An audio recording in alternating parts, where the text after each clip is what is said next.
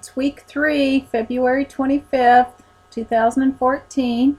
Since the last two have been kind of emotional, today I'm going to tell you a little bit about blessings that I've received with my cancer. I actually see it as a gift.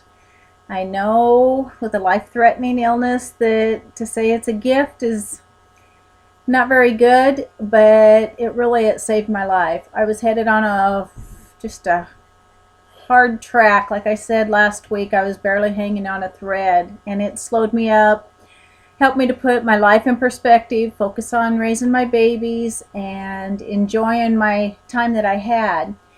So anyhow, one of the blessings I had, I was working as a technician at a major semiconductor company, and it was Christmas time, and I had taken off leave, some days off for vacation over Christmas.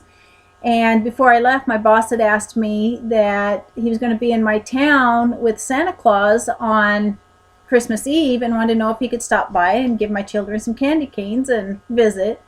I said that'd be fine. So he had me write down their names and their favorite activities, favorite sports, and everything. And I didn't think anything more of it. I had so much other on my mind. I was getting ready to start talking to doctors about chemo and where everything was headed. And we knew it was a very aggressive growing cancer at that time, but I hadn't started any treatments. So life was pretty scary for that Christmas, and I was thinking it was my last Christmas with my family. So anyhow, Christmas Eve, because I'd had some issues with the surgeries and stuff and swelling, and my surgeon wasn't available to answer questions, I got referred to another surgeon, and I drove over in a snowstorm. It was blizzard. Drove over and met my new surgeon, and he explained everything to me and drew everything out so that I could see more of what we were going on. Anyhow, when I walked in his office, he had stayed late. I was late because of the snowstorm. He had stayed there by himself, and on the couch in his office was a gift for a first Christmas for a baby, and I'm assuming the other one was for his wife. And yet he stayed to talk to me, knowing how terrified I was. So first off, that doctor was amazing. That surgeon was just helped me get through so much. Anyhow, I got back home, and I got a phone call from my boss, and he said that they were in town, they'd be there shortly.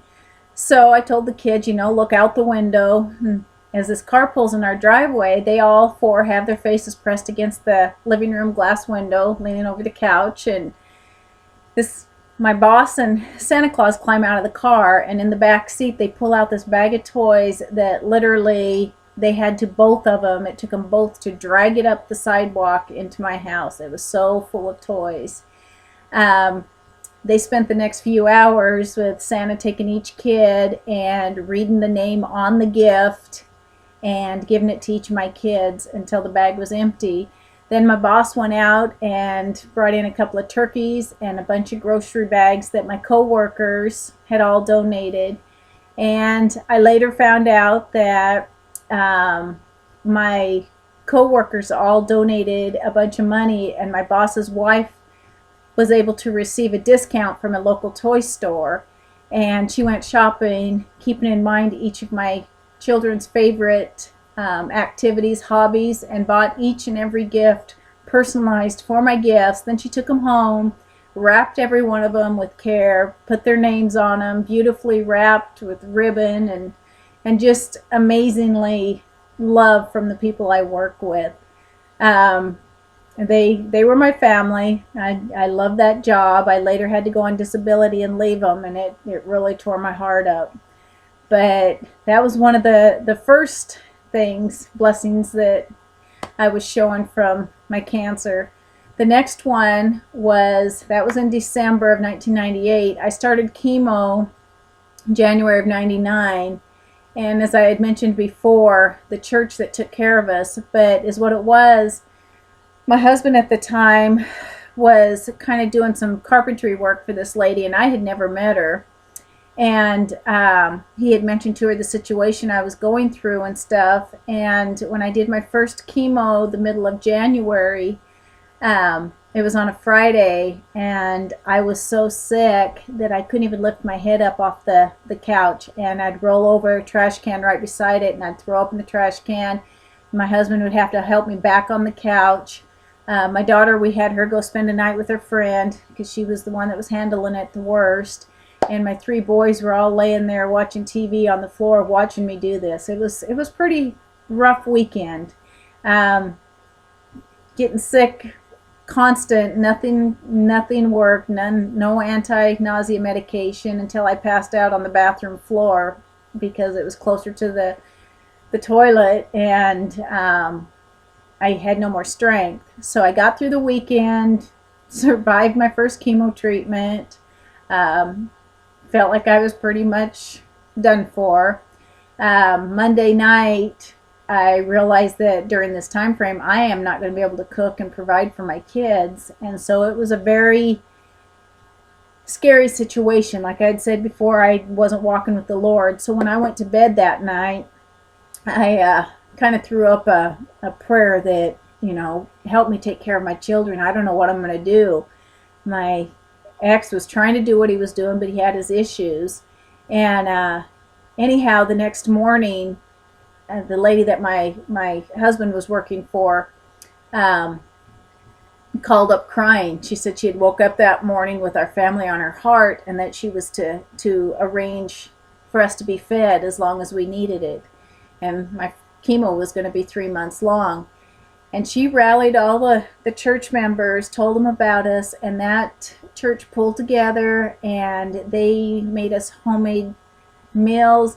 They brought me so much wonderful stuff and showed me so much love, and provided for our family. My children were fed, and that's one of the major first compassion, I guess, it would show with this cancer, and I have seen so much more of it since then.